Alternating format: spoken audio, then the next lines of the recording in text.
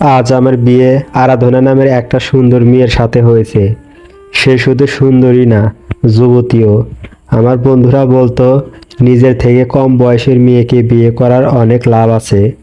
আমি খুব খুশি ছিলাম, কারণ আমার স্ত্রী সুন্দরী আর আমি সব সময় সুন্দরী বউ চাইতাম। আমার মা আমার জন্যই মেয়ে পছন্দ করেছিলেন। আমার মা যখন আমার জন্য মেয়ে দেখতে যেত, তখন ঘটককে এটাই বলতো যে মেয়ে যেন সুন্দরী এবং স্বাস্থ্যবতী হয়।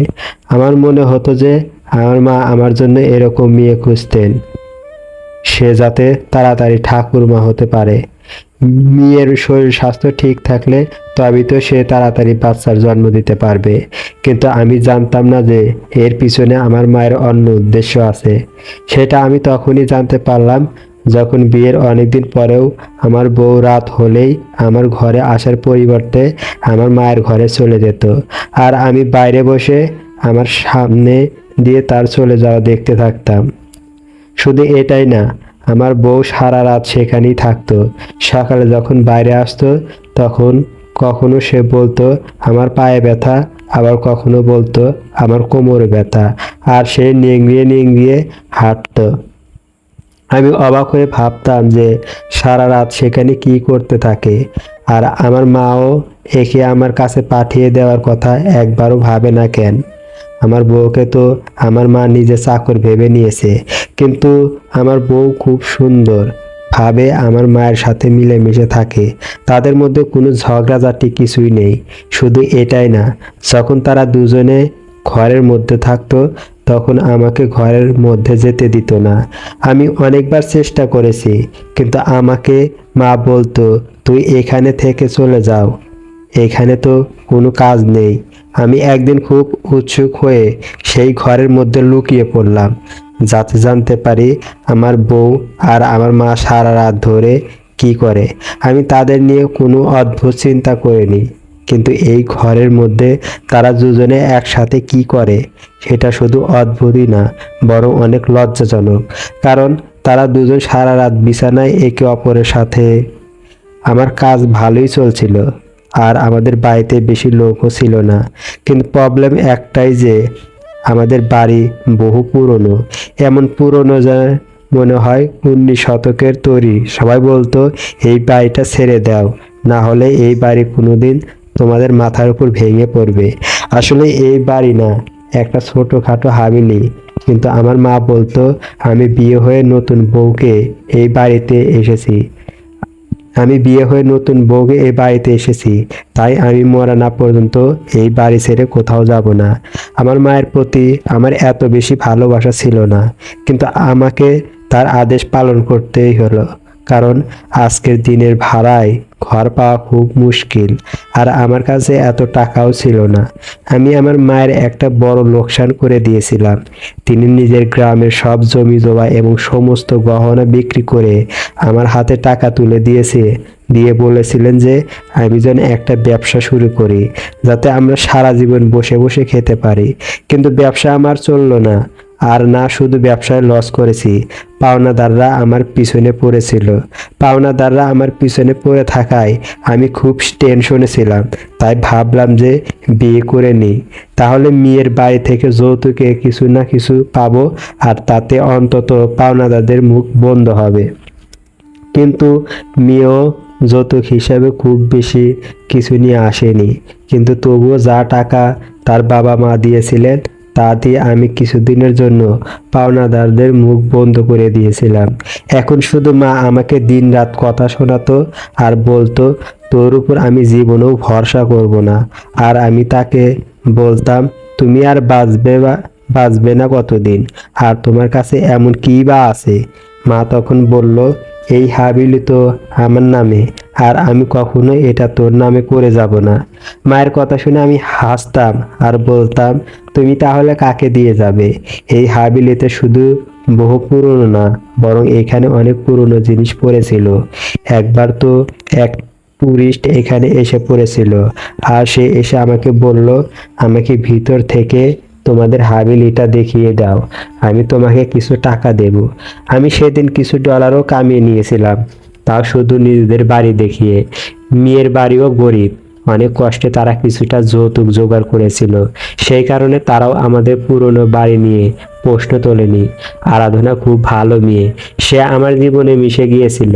কিন্তু বাসর রাতে আমরা দুজনেই খুব ক্লান্ত ছিলাম, আর ও আমার সাথে কথা বলতে বলতে ঘুমিয়ে পড়েছিল। আমিও মনে মনে ভেবেছিলাম সারা জীবন তো পড়েই আছে, একে অপরের সাথে সময় কাটানোর জন্য। বেচারি ক্লান্ত হয়ে ঘুমিয়ে পড়ছে। সকালে এসে নিজের বাবার বাড়িতে গেল আর এটা আমাদের রেওয়াজ ছিল। আরাধনার সন্ধ্যায় বাড়িতে ফেরার সাথে সাথে আমার মা বলল, তোমাদের বিয়ের কারণে অনেক বেশি দৌড়াদৌড়ি করতে করতে আমার পায়ে খুব ব্যথা হয়েছে। রাতে খাওয়ার পরে আমার ঘরে এসে আমার পায়ে মালিশ করে দিও। আরাধনাও এই কথার কোনো আপত্তি করলো না। সে শুধু বলল, ঠিক আছে মা।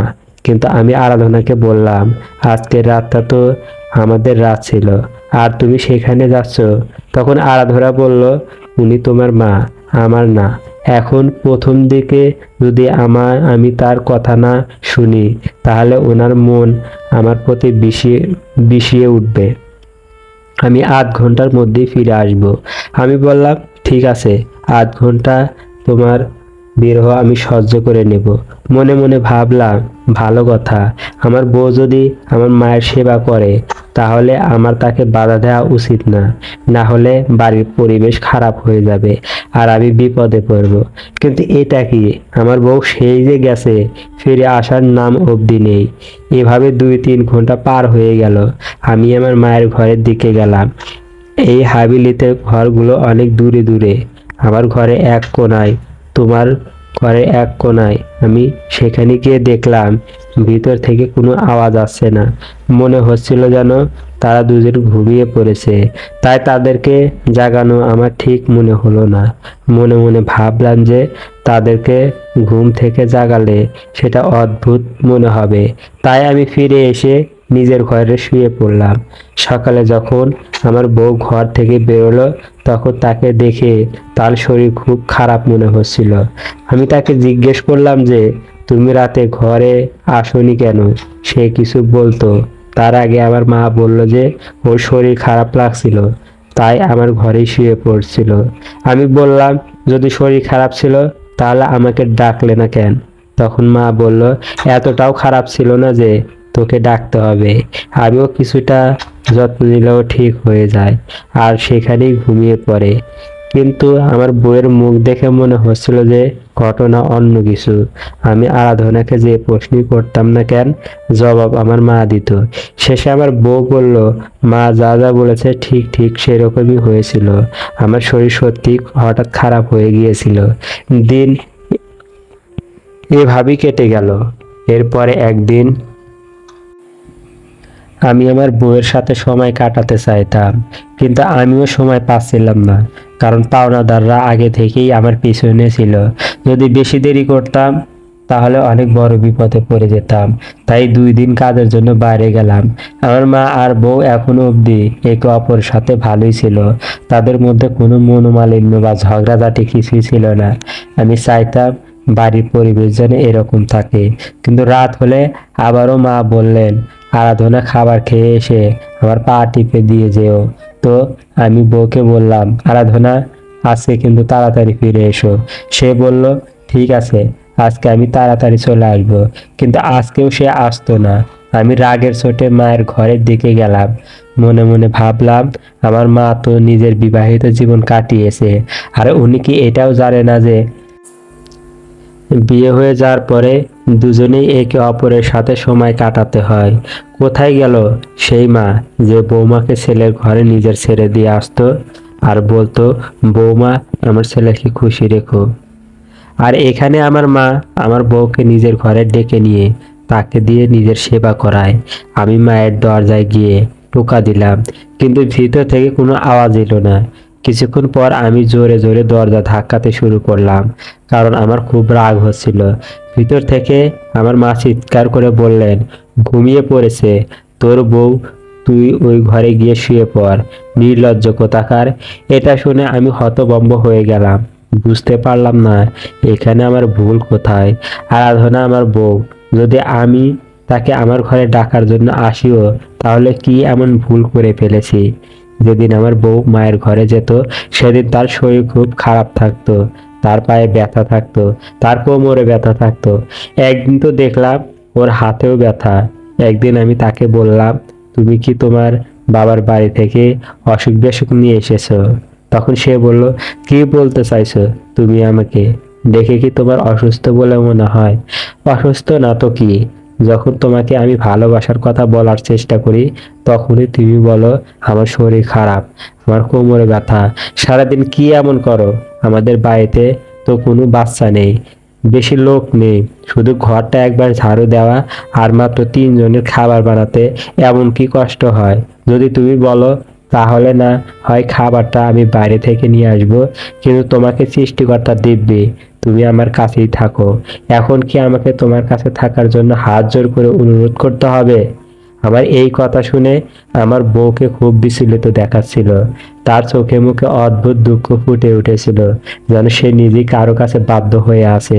আমি বললাম, কি হলো? তখন সে বলল, কিছুই না, আমি তো বউয়ের কাছে আর্জি জানালাম, কিন্তু শুনানি আর হলো না, আর সে আমার আর্জি মানলো না। একদিন আমার বউকে বললাম, মা যদি তোমাকে ডাকে, তাহলে তুমি বলে দেবে যে তোমার শরীর খারাপ। কিন্তু সে বলল, না, আমি এরকম মিথ্যা কথা বলতে পারবো না, না হলে ওনার খুব খারাপ লাগবে। আমি বললাম, তুমি এই পৃথিবীতে প্রথম বউ যে নিজের শাশুড়িকে নিয়ে এত চিন্তিত। মেয়েরা তো বিয়ের প্রথম মাসেই নিজের আসল রং দেখিয়ে দেয়, তুমিও খারাপ বৌমা হয়ে যাও। আমার কথার উত্তরে সে বলল, এ তুমি কেমন কথা বলছো আমাকে? তোমার মায়ের সাথেই বাড়িতে থাকতে হবে। তুমি তো সকাল বেলাতেই চলে যাও আর সেই রাত্রিবেলা ফিরে আসো। আমাকে তো সারাদিন তার সাথে থাকতে হয়। যদি আমি তার সাথে ভালোভাবে না থাকি, তাহলে আমার জন্য সেটা অসুবিধাজনক হবে। শুধু আমি যা করছি তা আমাকে করতে দাও। যখন আমি বউয়ের অপেক্ষায় রাত জেগে কাটাতাম, তখন বাইরে থেকে পাথর ভাঙার আওয়াজ আসতো। একদিন বাইরে বেরিয়ে দেখলাম পাশেই একটা বাড়ির কাজ চলছে। আমি মনে মনে বললাম, আমার জীবনে এটাই বাকি ছিল যে সারা রাত আমি পাথর ভাঙার আওয়াজ শুনবো আর নিজের বউয়ের অপেক্ষা করতে থাকবো। আমি প্রতিদিন পাথর ভাঙার আওয়াজ শুনতাম। এখন তো আমি ভেবে নিয়েছি যে আমি তাদেরকে বলবো যে আপনারা রাতের বেলা কেন কাজ করেন। এখনকার দিনে এইসব লোকও অদ্ভুত, বাড়ি তৈরিতে এতটাই ব্যস্ত যে দিনের বেলা তো মজুরদের দিয়ে কাজ করাতোই, রাতের বেলাও তাদেরকে ছাড়তো না। এতটাও তাড়াহুড়া কিসের জন্য? এখন তো আমাদের পুরো গলিতেই নতুন নতুন বাড়ি তৈরি হয়েছে, এর মধ্যে শুধু আমাদের বাড়িটাই অদ্ভুত আর ভয়ানক মনে হতো। মনে হতো এটা একটা ভূত বাংলো। এখন আমার কাছে একটাই উপায় যে মায়ের সাথে কথা বলি। আমি আমার মাকে বললাম, মা, তুমি আরাধনাকে রাতের বেলা তোমার কাছে ডেকে নাও কেন? মা তো আমার এক কথাতেই রেগে আগুন হয়ে বলল, তোকে সব সময় তো বলি যে আমার পায়ে ব্যথা, আর তুই এ কেমন কথা বলছিস? তো তোকে লোকের বাড়িতে কাজ করে মানুষ করেছি, জমি কিনেছিলাম, গয়না বানিয়েছিলাম, আর সেই সব ও তুই বিলিয়ে দিয়েছিস। এখন আমি তোর বউকে দিয়ে আমার পা টিপাই, এতেও তোর আপত্তি? রাতে আমার পায়ে এত ব্যথা হয় যে আমি ঠিক মতো ঘুমাতেও পারি না। পাটাই একটু টিপে দিয়ে ঘুমাতে পারি, আর আমার পা টিপতে টিপতে তারও ঘুম পেয়ে যায়। তাই সে সেখানেই শুয়ে পড়ে। যা গিয়ে নিজের বউয়ের সাথে কথা বল। আমার মাথা খারাপ করিস না, আমি তো বিয়ে করে ফেঁসে গেছি। না আমি এদিকে না ওদিকে থাকলাম, এই দুই মহিলার মাঝে আমি স্যান্ডউইচ হয়ে গেছি। আমি উপরের দিকে তাকিয়ে সৃষ্টিকর্তাকে বললাম, সৃষ্টিকর্তা, তুমি আমাকে রক্ষা করতে পারো। পরের দিন সন্ধেবেলায় আমার বউ মাথা ঘুরে পড়ে অজ্ঞান হয়ে গেল। আমার মা বলল মনে মনে আমার মা বলল, মনে হয় কোনো খুশির খবর আছে। আর আমি মনে মনে বললাম, খুশির খবর কি হয়? আর খুশির খবর কি হাওয়ায় আসবে? আমি বউকে ডাক্তারের কাছে নিয়ে যেতে চাইলাম, কিন্তু আমার মা বলল, ডাক্তারের কাছে নিয়ে যাওয়ার কোনো দরকার নেই, একটু পরেই ঠিক হয়ে যাবে। তখন আমি মাকে বললাম, যদি এর কিছু হয়ে যায়, আমার বউ, তাই এর দায়িত্ব আমার। আমি তাকে জোর করে ডাক্তারের কাছে নিয়ে গেলাম। আমাদের পাড়াতেই একজন লেডি ডাক্তার বসতেন। সেখানে গেলে আমার বউয়ের হুঁশ ফিরে এলো। আমি বললাম, যখন এসেই পড়ছি তখন চেক আপ করিয়ে নিই, তাহলে জানতে পারবো কি হয়েছে। কিন্তু আমার বউ বলল, না আমি চেক আপ করবো না। তবুও আমি জোর করে ডাক্তারকে দেখালাম। ডাক্তার চেক আপ করেই বাইরে বেরিয়ে অদ্ভুত চোখে আমার দিকে তাকিয়ে বলল, আজকালকার পুরুষরা একদম জঘন্য। তখন আমি ডাক্তারকে বললাম, কেন ডাক্তার, কি হয়েছে? তখন তিনি বললেন, তোমার তো জানা উচিত কি হয়েছে, মুখ দেখে তো মনে হয় ভদ্র, কিন্তু তুমি এর সাথে। আমি ডাক্তারকে বললাম, কিন্তু আমি কি করেছি এটা কি? তখন ডাক্তার বললেন, এটা যদিও তোমাদের স্বামী স্ত্রীর ব্যাপার, কিন্তু নারীর শরীরেরও একটা সীমা আছে। আর তুমি এর সাথে এত কষ্টের কাজ করেছো যে বেচারি মাথা ঘুরে গেছে, আর এর ব্লাড প্রেশার লো হয়ে গিয়েছিল, তাই বেহুশ হয়ে পড়ে আর অনেক দেরিতে জ্ঞান ফিরে আসে। যদি এভাবে আর কিছু সময় কেটে যেত তাহলে আরো বিপদ হতে পারত। বউকে কিছুদিন আরাম করতে দাও, কিছুদিন তার সাথে আলাদা থেকো। এই ডাক্তার আমাদের পাড়াতেই বসতেন, তাই পাড়ার মহিলাদের সহ্য করতে করতে এনার মুখ থেকে কড়া কড়া শব্দ বের হতো। কিন্তু ইনি যে টাইপের কথা বলছেন তাতে আমি বুঝে গেছি ইনার ইশারা কোন দিকে, তিনি কি বলতে চাইছেন। তুমি তোমার বউয়ের সাথে বেশি সময় কাটিও না, আর তাকে কিছুটা আরাম করতে দাও। কিন্তু এটা তাকে কে বলবে যে এখানে তো শুধু আমার আর আরামই না চলছে না। কিন্তু আমি এটা ভেবে অবাক হলাম, ডাক্তার এরকম কথা কেন বললেন যে আমার বউয়ের একটু আরাম করা দরকার। তার সাথে বেশি বেশি হচ্ছে, যেখানে আজ অবধি ঠিকভাবে সে আমার হয়নি, এখনো আমার সাথে ঠিকভাবে থাকেনি। যখন আমি বউয়ের ব্যাপারে ভাবতাম তখন দেখতাম যে সে খুব বেশি সে খুব ভালো মেয়ে, সুন্দরীও আমার সাথে খুব ভালোভাবে কথা বলতো। আমি বাড়িতে এলে আমাকে খাবার বেড়ে দিত, আর সন্ধ্যা হতে হতেই আমরা দুজনেই একে অপরের জন্য পাগল হয়ে যেতাম। কিন্তু রাত হলেই আমার মা ওকে তার ঘরে ডেকে নিয়ে যেত। আজকাল আমি লক্ষ্য করেছি যে আমার বউয়ের মুখে সবসময় একটা অদ্ভুত ভয় থাকতো, সে সবসময় ভয়ে ভয়ে থাকতো। একদিন আমাকে বলতে লাগলো, তুমি আমাকে কতটা ভালোবাসো? তখন আমি বললাম, অনেক। তখন সে বলল, তবুও কতটা বলো? আমি বললাম, কেন জিজ্ঞেস করছো? তখন সে বলতে লাগলো, তুমি আমাকে ছেড়ে দেবে না তো? আমি তাকে কেন ছেড়ে দেব? জানি না কেন এরকম প্রশ্ন করছিল। আমি তাকে বললাম, না, আমি তোমাকে কখনই ছাড়বো না। কিন্তু সবসময় চুপচাপ আর ভয়ে ভয়ে থাকতো। আমার মাকেও খুব ভয় পেত। একদিন ফোনে কারোর সাথে কথা বলছিল, আমি বুঝতে পারলাম যে ও নিজের মায়ের সাথে কথা বলছে, না হয়তো ওর কোনো বান্ধবী হবে। ফোনে বলছিল, আমার শাশুড়ি না আমাকে খুব জ্বালাতন করে, আমি খুবই টেনশনে আছি, আর আমি বুঝতে পারছি না যে কি করব। এটা তো আমার কপাল যে আমার স্বামী খুব ভালো মানুষ, না হলে এতদিনে আমাদের সম্পর্ক শেষ হয়ে যেত। এই কথা শুনে আমি অবাক হয়ে গেলাম যে আমাদের সম্পর্ক কিভাবে শেষ হয়ে যেত। ও এরকম কথা কেন বলছে? যখন আমি ঘরের মধ্যে গেলাম ও সঙ্গে সঙ্গে ফোন কেটে দিল। আমি বললাম, কি ব্যাপার, কার সাথে কথা বলছিলে? আর আমি আসার সাথে সাথে ফোন কেটে দিলে। তখন ও বলতে লাগলো, আমি আমার মায়ের সাথে কথা বলছিলাম। আমার বউ আমাকে মিথ্যা কেন বলছে? ওরা আমাকে মিথ্যা বলার দরকার পড়লো কেন? কথা তো ওর বান্ধবীর সাথে বলছিল, আর বারবার ওর নামও নিচ্ছিল, কিন্তু তবুও আমাকে মিথ্যা বললো কেন? আজকাল আমার মায়েরও কাজ কারবার কিছুটা অদ্ভুত। তিনি এই বাড়িটা বিক্রির কথা বলছিলেন। আমি তাকে কারোর সাথে কথা বলতে শুনলাম, তিনিও বলছিলেন আর কিছুদিনের ব্যাপার, তারপরেই আমি এই বাড়ি বেচে দিব। কিন্তু তিনি আমাকে এটা বলেননি যে তিনি এই বাড়ি কেন বেচবেন এবং কার কাছে বেচবেন। তিনি তো আগের সব সময় বলতেন এই বাড়ি থেকে আমার লাশ বেরোবে। এখন হঠাৎ করে এই বাড়ি বিক্রির কথা কোথা থেকে আসলো? আর তিনি আমাকে কথা বলার প্রয়োজনও বোধ করেনি। আমি আমার মায়ের অনেক লস করেছি, এটা সত্যি। তারপর থেকে আমার উপর তার ভরসা নেই, সেটাও ঠিক আছে। কিন্তু বাড়ির বিক্রির কথা তো আমাকে জানানো উচিত ছিল। আমার বউ যখনই রাতে আমার মায়ের ঘরে যেত তখনই ওর অবস্থা খারাপ হয়ে যেত। এখন তো আমি ওকে দেখে অবাক হয়ে যেতাম, তখন এই বাড়িতে এসেছিল তখন ওকে কত সুন্দর লাগতো, কিন্তু এখন আর গাল ভেঙে পড়েছে, ওর ওজনও কমে গেছে, হাত পা শক্ত হয়ে গেছে, আর সব সময় খুব অসুস্থ থাকতো। অনেক ওষুধ খাইয়েছি কিন্তু ওর শরীর ঠিক হচ্ছিল না। কখনো ওর পায়ে ব্যথা থাকতো, তো কখনো কোমরে। যখনই আমি আমার মায়ের ঘরে যেতে চাইতাম, তখনই তিনি আমাকে ভিতরে যেতে দিতেন না। একদিন তো এমন হলো যে আমার বউর মায়ের ঘরেই ছিল, আর হয়তো ভিতর থেকে দরজা বন্ধ করতে ভুলে গিয়েছিল। আমি খুশি হয়ে গেলাম যে যাক, দরজা খোলা আছে।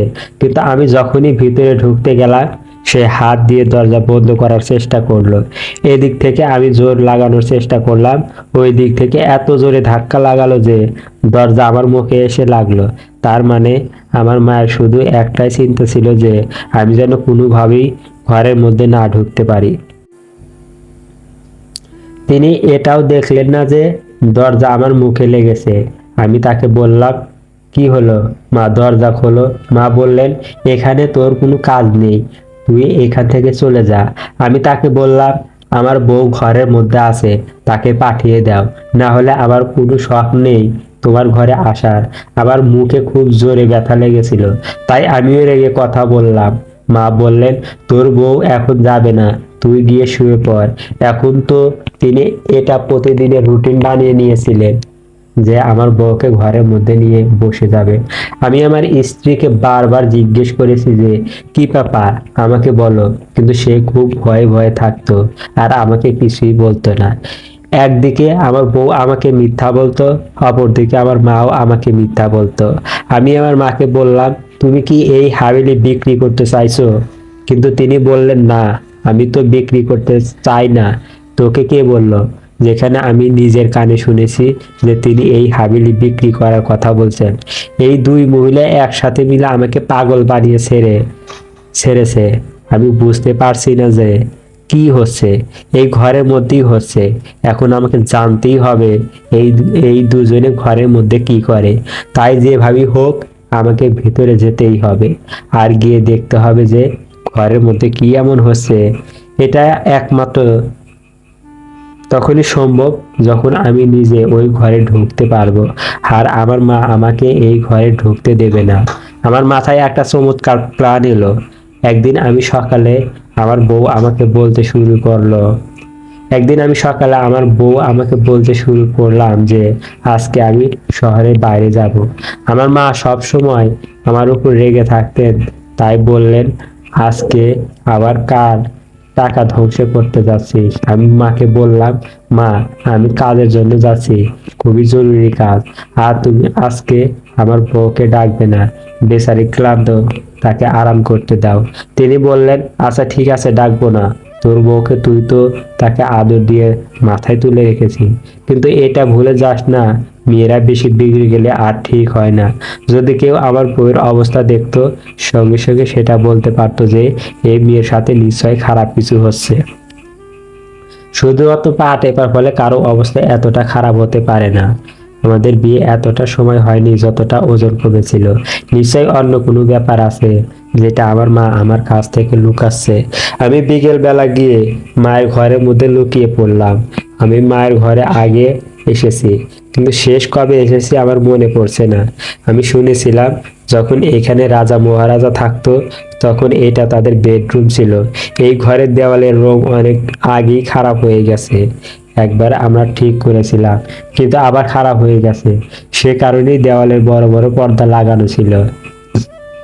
আমি জানতাম না যে আমার মা তাড়াতাড়ি ঘরে ফিরে আসবে, তাই আমাকে তাড়াতাড়ি লুকিয়ে পড়তে হয়। আমি একটা পর্দার পিছনে লুকিয়ে পড়লাম। আমি বুঝতে পারলাম এই জায়গাটা লুকানোর জন্য খুব একটা ভালো নয়। হয়তো আমাকে এর থেকে আরো ভালো জায়গায় লুকাতে হতো, কিন্তু আমি কি করতাম? আমার কাছে আর কোনো রাস্তা ছিল না। আমার মা সারা জীবন এই ঘরেই থেকেছে, তাই ওনাকে বোকা বানানো এতটাও সহজ না।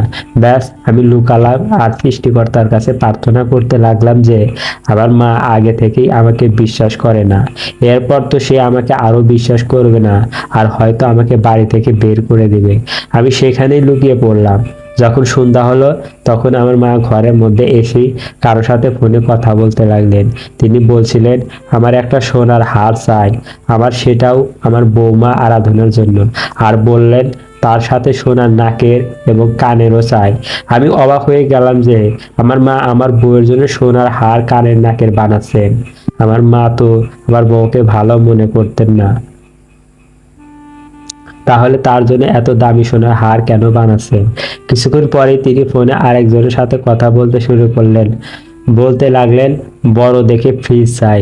ফ্রিজে যেন দুটো দরজা থাকে, তার মানে ডাবল ডোর ফ্রিজের কথা বলছেন।